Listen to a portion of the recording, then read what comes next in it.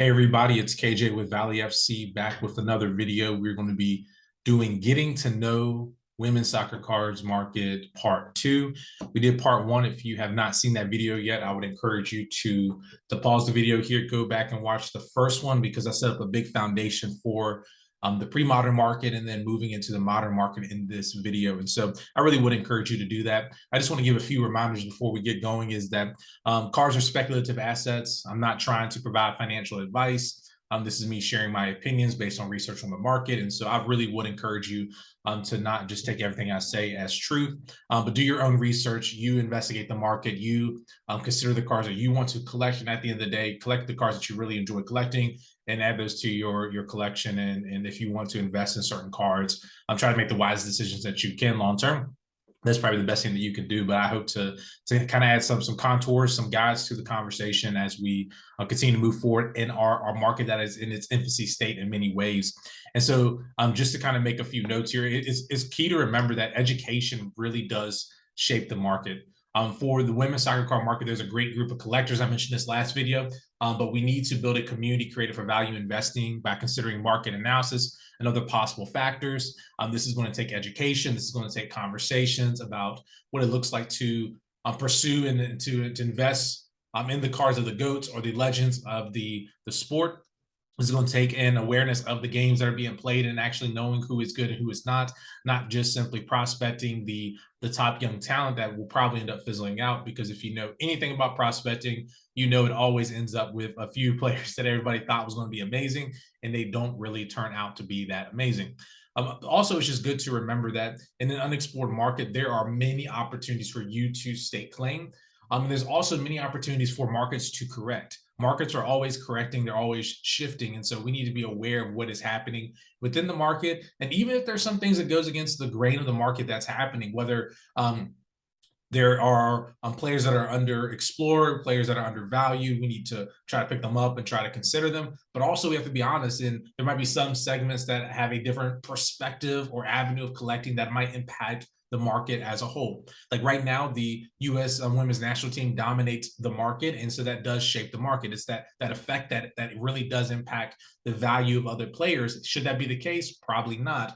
But in reality, it is. And so we need to be aware of that in the market and who the audience is and who is basically consuming the product. And so this is a good time to have these conversations because as we're beginning to understand the market, as there's been more sets for us to look at, there's more cards for us to consider, we have the ability to really to understand what is happening overall in the market. And so that's good for us to consider. It's good for us to be able to think about. And I want you to know, as people are coming into the market, we need to continue this conversation for us to develop and mature as a market as a whole. So as we get in, I just want to give a brief highlight of what I've mentioned in the past. The first is that there is a pre-modern market. I'm kind of anchoring it in 1991 with Michelle Akers' rookie card, and then we're moving onward into 2010, where we see a transitional period of the 99ers going out, and the early 1991 players are for sure out. But for me, the biggest point here is that there's a shift in the types of cards that are being produced. We're seeing many more patches, autos. Many of the modern players who are still playing today are having an impact in this market, and some of their key rookies really got the set. I think in collecting sets or collecting players, players determine valuable sets. And 2010 is a great turning point in it as kind of a bookend for many of the generations of players as returning to that next generation. And so some would say, as you could probably say, well, maybe you should do 2011 because maybe that would be a little bit easier for people to understand because Alex Morgan is the beginning of a new era moving into that modern market. But I think you'll understand where I'm going here as I explain this and we see the valuable cards that are going to be out here. So the modern market, we are kind of anchoring it by Alex Morgan here, her 2011 Upper Deck card. She has a few different actually rookie cards. She also has a World of Sports card that do not have on screen. You should look that one up yourself and begin to investigate that market. But that card is a very popular one. It has been graded widely, so people know about it. So keep it on your radar. Then we have the Putellas. We have that Topps Chrome. The Topps Chrome was a very popular product that came out there. And actually, the years were incorrect on the screen. I apologize about that. But that's a very popular card in general. People love the gold set from that product. And many people are seeking to collect the Topps Chrome as the first Chrome product. And so people have been very bullish on it, thinking that it can be a very strong long-term hold in the women's soccer card market. The verdict is not out yet on that, but many collectors like it and they are putting it in their collections. So it's a good set to keep on your radar. And then we also have that Sophia Smith promising prospect. She is definitely the most promising player that we have right now in the U.S. women's national team. And we are definitely excited. If you're not excited about her play and how she's improving and how she's impacting games, you're not watching her play. We look forward to her being strong and healthy for the World Cup, and I look forward to seeing her and hopefully Macario healthy attacking defenses. That's going to be great.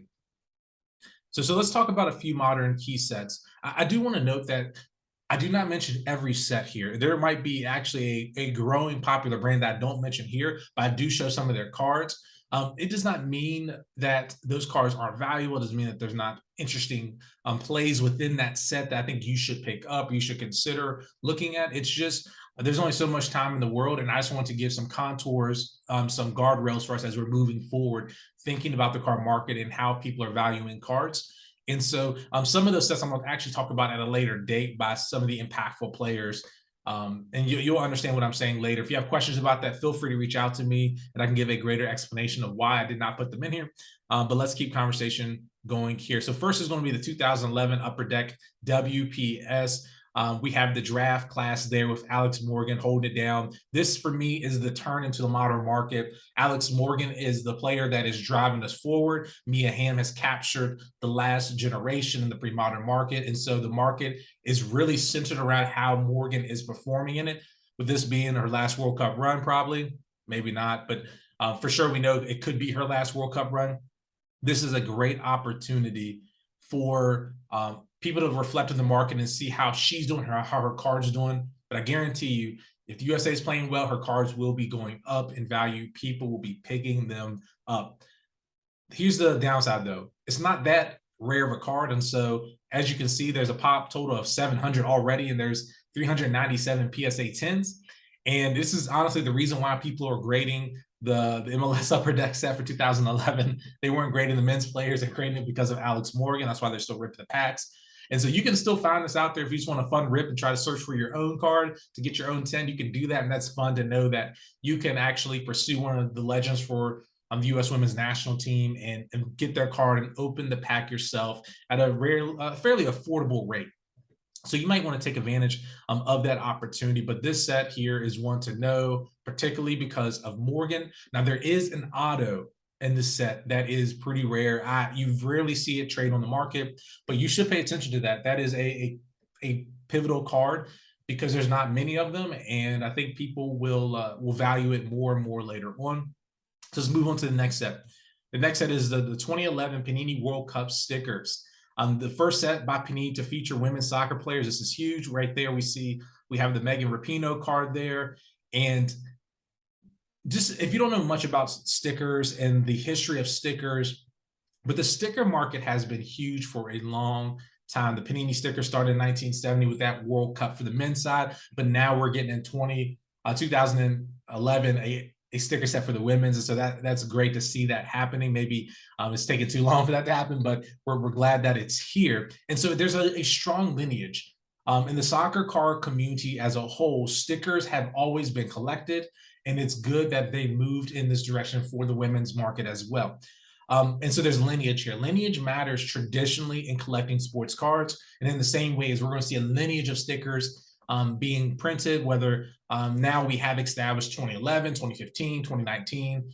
We have a lineage of stickers that has been growing. This set was released in Germany and has a relatively low pop production. That's in general from the factory, but also in population for PSA, there's only 729 of these that have been graded. That's fairly low. To think about, there's an entire set that has about the same amount of graded cards as one player from the MLS 2011 set has graded. That's very interesting. That means a lot of players do not have that many cards graded or stickers graded in this set. Now, it's going to be really helpful for you to understand this information I'm about to share. There are actually two different versions of the set. There is a standard version that was released, and there is a promo version. The promo version was only given out in individual packs that only had about like 2 stickers or so in the packs, and it was limited to 60 players. And the REWE Review print is a short print in comparison to the standard. The standard was already low production, but this other one was already fairly low print. I'm going to give an image of this so you can see the difference later on. And I really want you to pay attention to that. There's a difference between them, and I will describe that, why they're so significant, why I think the play is in many ways is for you to pick up one of those stickers. But let me just highlight a few of the key players that are in it. So we have Marta here. You can't go wrong with Marta, one of the GOATs. Picking up her sticker is going to be great. We got Bridget Prince, a 3-time Women's Player of the Year that is highly undervalued as well, that many people don't talk about. But as the market grows in Europe, people are going to come back looking for her because for the Germans, she is their GOAT. And she is one of the easy top 5 players ever. And so we need to keep our eyes out on her cards here. You can get them fairly cheap right now in the standard set. And then we have Sam Kerr here, this sticker here for her country. And so those are all fun stickers to maybe consider picking up. They're fairly affordable, and so maybe look at that as an option. But let me describe the difference between the two sets. You'll see on the screen the Rapinoe and then the Carly Lloyd. As you can see on the left side is the standard one that was more massively produced. You see the number 192 in the box. 192 is in the box. That is the standard version, and the promo version is on my right side of the screen, where we see there's just a black box there.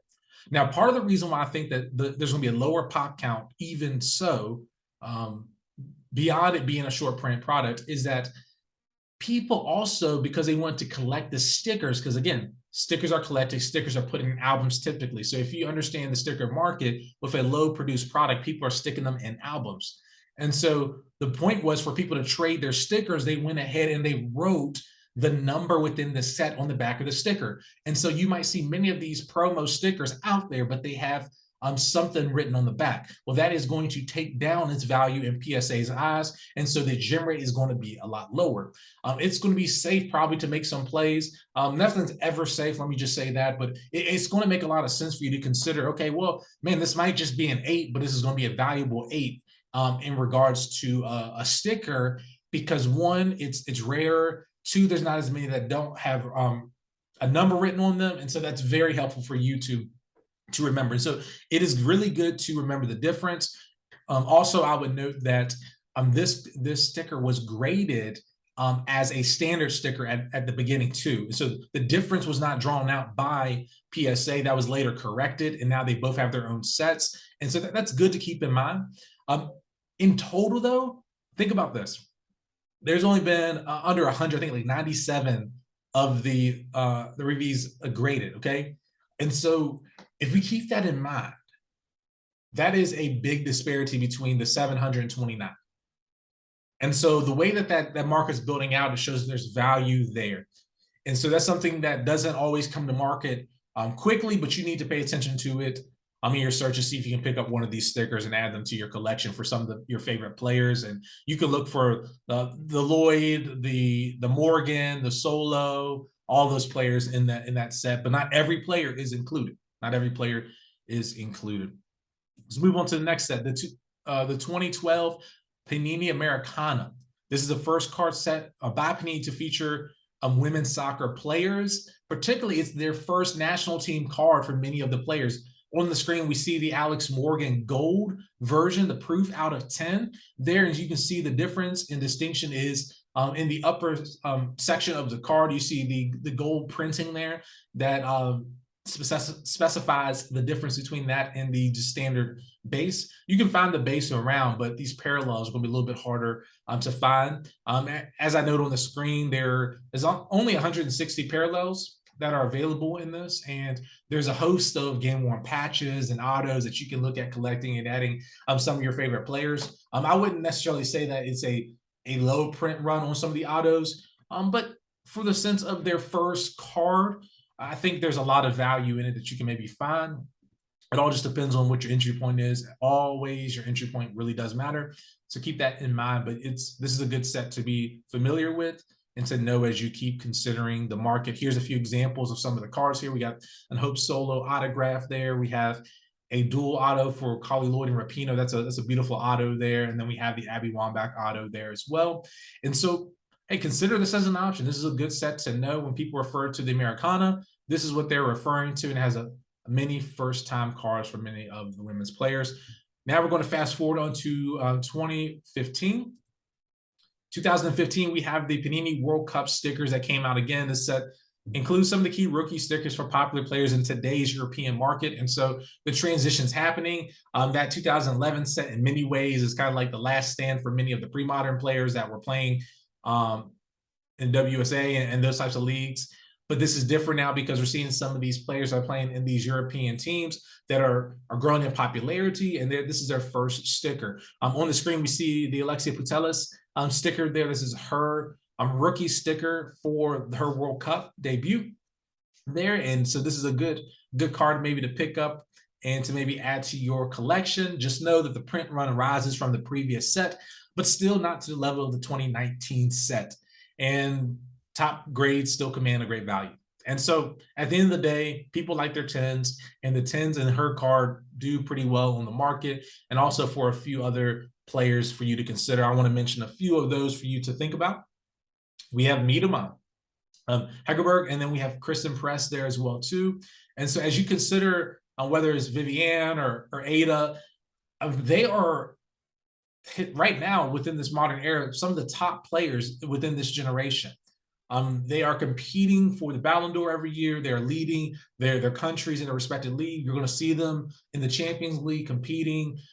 And so that's good for you to know. Someone like Miedema, she is already the all-time leading goal scorer for Arsenal, and that's huge for a historic club. For them to have a goal scorer at this age who's leading them out, but also he is still effective on the world stage. And then to have someone like Ada, who's been one of the best players in the world in her prime. She's had some injury issues. Hopefully she can get back to complete full form and fitness, but has a great tenure and track of being an excellent player. And then the American love affair of Kristen Press. American collectors love her, and they collect her. They want all of her cards. Personally, I think maybe to a point where it's overvalued, but that's for another day, another conversation, and maybe another video. But those are some of the key players that you should just be aware of in this set. Again, there's many others. The same with the 2011 set. I'm just not going to spend all day long talking about every player and their value here, and why you should maybe consider them. Again, we need to explore the market together and to do research. Let me know maybe in the comments of some of the players that you believe are key and players that you think other people should know about from those sets. That might be helpful for conversation, but I want to keep us going, moving forward. Next, we have the 2015 Panini USA Set. This has the full roster from the 2015 World Cup team. It features memorable moments. It's a subset that highlights the women's World Cup run. It has game-worn patches. It has dual autos, and it has triple patch cards. On the screen, we have an image of a Collie Lloyd auto there. And so you're going to find some really unique cards that have the autos and the patches. That is unique. And that is us moving into this new generation of a market here for the women's soccer cards to have those autos and patches. That's really nice for us to be able to experience and see. And so we have this 2015 set. We have the Americana that's really trying to highlight the women's national team. And we should enjoy it. We should enjoy the cards while we can, while they're fairly affordable. Some of them are going up in prices, but some of the autos are really nice. Some of the patch cards are really nice. Let me show you a little bit more. Here's an example of the Abby Wambach and Alex Morgan dual patch. I mean, just think about that. To get some nice patch cards, add them to your collection if you like collecting patch cards. The days of having game-worn patches, I think, are slowly decimating to a point where nobody is really printing them as much or putting them out in products. I mean, look at the silhouette card there of Hope Solo, the auto with the patch behind it. That is so nice. That's a nice card there. And Solo is one of the best goalkeepers to put on the jersey for the women's side. And so she's a great player to maybe consider adding to your collection. So that's another set there to keep in your mind. There's also was a 2016 set that I'm not going to mention. But next we have the 2017 Nobility Soccer set. The crescent signatures, bam, are key. These are on-card autos. They're autos that we should be looking at, considering. Ham has a pretty auto, just in general, beautiful auto. You look at it, it's clean, it's concise. You should pick them up. I mean, these cars go at a fairly good rate to pick up an on-card and be a Ham auto. Maybe consider that. Also, you have someone like Abby Wambach who's undervalued in the hobby. That's her out of 20. So there's different parallels here. You know, there's a out of 1, there's out of 10, out of 20, and then we have the kind of standard base there. And so there's some options for you with that product. Consider that. There should be some good value here. I like $150 into a Mia Ham auto right now to have it on card. Imagine if it was on the male side to have a GOAT to get their on card. The number would be astronomical. But for this to be this mid-tier product and to have an accessible rate to get into that market, I don't think you can go wrong with a card like this in this market. But again, markets change, things can happen. Always cards, prices can drop, but it seems like a pretty nice card to have in your collection if you can pick it up. We're going to skip ahead 2 years to the Obsidian Soccer set. This highlights young talent on the 2019 Women's World Cup roster. Key rookies, Pugh, Lavelle, and Sullivan are ones that you can just keep an eye on in this product. On the screen, we have the 2021, sorry, 2019-20 Panini Obsidian Mallory Swanson. Now you have to work on that. I'm not calling her Mallory Pugh. I did it on the screen and I corrected it on the other side, but hey, this is where we're at right now. And so it's great to see U.S. women's national team players featured in the mid-tier product, a product that other people know and that they enjoy. And so this could be a good entry point for people to considering the market. And I think these are going to be 2 interesting players going forward because Lavelle has played great soccer lately. In this most recent camp, she was phenomenal on the ball, really broke down defenders and created opportunities for the national team. But also her and Pugh are 2 leaders on the team right now. And I think that they could be very impactful going forward. Here's some more examples from this set. I wanted to give a little mix here. I didn't want to just give the young players that are playing right now, but this set also highlights some of the older players. Some of the older players, as we look at it, highlighting someone like a Christine Lilly in the Obsidian set. That's really nice to be able to see Christine Lilly in it. She doesn't have any other modern cards, and so to see her reemerge in this is nice. We have Mia Ham autos, can't go wrong there, and then we have the Rose Lavelle, a rookie card there that maybe you can consider picking up if you're interested in a card like that. Pretty good entry points on many of those cards. Do your research, look at them, and see if they would be an interesting play for you. Next up, we have the first European set release. It came from Topps, and it is the 2020-21 UEFA Knockout Women's set. This is the first set of cards produced for the Women's Champions League, and this set has the first rookie cards for Patelis, Harder, White, Bronze, Hemp, Hermoso, Kirby, Ware, and Oberdorf. Like there's some solid players that are in this set that you might want to consider grabbing some of their cards and adding them to your collection. There's a relatively small print run. People are still trying to figure out what it is exactly. What we do know is that each player has 85 parallels, and we know at minimum, if that is the case, with the possibility of 27 or 30 players in it, like we know we're in the 2000s, but does every player have a parallel? We don't know. And so I just went with a higher number just so you have an idea of what it could be, but we don't know for sure. It's probably lower, and it's probably in a better spot than the Chrome set. But I want to give as real as numbers as we could there on the product, but we do not know for sure where it's at because there's some checklist issues of what players have what parallels and whatnot.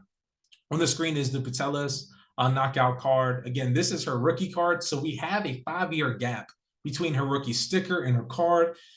For many people, they just want to stay with the sticker. For some people entering into the market, they want the first card. These cards, they're not made the best. So condition rarity actually does matter in this. And so you're not going to see every card getting a 10 in this. And so that's something good to remember as you're maybe looking at acquiring this card, adding it to your collection. I would say it's a great card. If you were a Patelis collector, you want to have this card in your collection. Some would argue that it might be even better to have in your collection than a Chrome card if you want to go with one of her first card in general. But here's some other players that are in the set. I mentioned Lauren Hemp. For the City players, they didn't make it into the Topps Chrome, because of their standing in the Champions League. And so this is some of their first cards here. They didn't have the Chrome option. And so this is good to remember that you can pick up Ware and hemp at a reasonable rate here. And then we have Martins on the screen as well too, who's had a great career so far. And so there's great plays for you to consider in that and great opportunities for you there. But I think that the biggest one for you is that each player has 85 parallels if they're listed there, and that is great. There's only 85 non-base Putellas cards, and it only takes 85 people into the market, right, to grab up those cards. It's not a crazy print run where you need thousands of people to get the parallels up like we see in like a Prism product today. But this is different, right? There's rarity here. And then also there's condition rarity for us to consider. So remember that as you are trying to make sense of who you want to add to your collection and what players you want to collect, and as you're building out your collection in general. Next up, we got to have it though. We have the 2021-22 Women's UEFA Topps Chrome. This is the first Chrome set for women's soccer. It features the best players in Europe. Some of the key players that you need to know. One on the screen is Miedema. Miedema is a great goal scorer for Arsenal. It's crazy to think that this is her rookie card again. Like Putellas, she was featured in the 2015 sticker set, but then her first card comes out here. It's good for us to know that. There's also a few other players that have some cards for her out there that we need to maybe be aware of. And so maybe just do some research and learn about that as you consider the market and Miedema cards in general, because there are some other cards of her. But this is the first Topps Chrome card for you to be able to collect. And this card really drove the market in many ways. And so if you're looking for maybe some of those other cards I'm mentioning, so you look at Futera and look at some other options for Miedema there. So we have Miedema, we have Putellas, we have Kerr, Harder, Cotto. Those are great options there for you, young promising players who are scoring goals. The product has only 405 base parallels. So it means that the options there, if you want the base parallel for Miedema, there's only 405 options, and that includes the 101 down to the 150 out of 150 cards. And the product only has 231 auto parallels. So again, when we get down to it, there's only 636 parallels, whether auto or base parallels, for you to be able to collect. And it's good to see the market on those terms to understand what is actually rare, what is great to add to your collection. These prices were higher. They've come down now. I think the market has corrected on it. And so I think it'll be interesting for you as you have a good opportunity and entry point to add these cards to your collection. Let me show you a few of these different parallels that we have here. We have the gold. A lot of people love the gold. I've highlighted that on other slides. But the Sam Kerr gold there is a beautiful parallel. We have the Inferno for the Putellas there. That's a nice card as well. And then we have the Leah Williamson. I had to give some love to a defender here. Her influence on her English national team and her wearing that captain's armband recently definitely gives her some love there. And so England's a team that you should be considering and looking at as their players continue to have an impact on the world, and as their national team is making a really conclusive case for them being one of the best teams in the world. And so this is a product that you want to keep on your mind. It's a great long-term hold, at least in my opinion. I have cards in my collection from this, and I have cards in my collection from many of these sets that we mentioned here. And so these are just good brands, good sets that have come out that you need to know about, you need to consider as we begin to understand the lineage of the market and key players, key cards. And throughout this, you might have noticed there were a few different rookie cards from this era that you need to consider. And I want you to look at those and consider that. And I'm going to do future videos talking more about some of the key rookies for this set. It would have taken me a lot longer to walk through that. And I wanted to keep this video as short as we could keep it so that you could just be able to view it and continue on. Let me do a brief overview. So new sets are coming out every year that are giving more opportunities for the community to collect women's soccer cards. That is a win. But the current market also has the ability to take on new sets, but we should be cautious about overproduction. I don't think we're there yet, but like any type of economic situation, when people see supply and demand, they're going to add more cards to the market because the buyers want them. And so hopefully we don't get flooded with cards that will impact the value of it. And so the collector's base is not wide enough, though, in my opinion, to withstand over population of sets, which could hinder the value in cards. And so we don't need 3 different releases for the UEFA Champions League. We just need the one. We don't need 3 different releases for some of these products because it's going to hinder the quality. So we want to see quality cards. We want to be able to see obtainable cards that we can add to collections. But we also want to see this hobby take steps forward. And so we need to grow the collector's base. And one thing I've learned about this collector's base is that it values set collecting more than other collector's bases in other markets. And so we need to keep that in our minds as we move forward. Another note that I just want you to remember is that it's great to see that modern players only have 2 or 3 rookie cards. That is nice. You know, I'm not just, some don't even have autos, the ones that do have autos. I mean, it's very small selection. That is great for collectors. Nowadays in many other sports, you know, you can have 10, 15, 20 different rookie cards.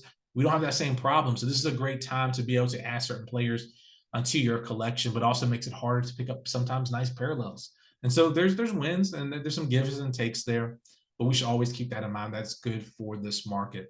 And then lastly, there's only one set that could really, in my opinion, expose the women's soccer card market to the wider audience. And the one that I'm hoping for is that we can get a Prism set. That would be great. I think people know Prism as a product. People like it. Others have already talked about this, and so I won't elongate the point. But the idea in general is that it's a product people know. The World Cup's coming up. The hype is there. People are going to look to these women's cards to add to their collection or even try to get in to flip it or something like that. And to have a Prism set would be great. Will it happen? We don't know, but we should keep our ears to the ground, listening and seeing if that does come out. If so, I think it could be a real hit, and I think it would ignite a whole base of collectors that are not even present with us in this market yet. And we want to help them to enjoy the hobby and to enjoy this market. And part of that's going to be us having the awareness of the key sets, the key cards, and helping to get people to look backwards and to see where the opportunities are for themselves to make some valuable plays within this market. And so I hope that this video has been helpful for you. I hope that it helps you to think about the difference between the pre-modern and the modern side of the market. For you, if you're interested in these conversations, you want to grow in this idea of value investing and looking at these cards and trying to make the best moves to add to your collection for the long haul, we would love to welcome you into a Discord group that we have going that considers women's soccer cards strictly. And so if you're interested in that, please reach out to us. We would love to be able to get you some information about that. You can also try to follow me on Instagram, ValleyFC_collection. I can get you connected via that as well. But again, I just want to thank everybody for listening today. We're grateful to have you here and to be able to have this experience together as we're considering women's soccer cards together. Hope everybody has a great day as after you listen to this video. Thank you.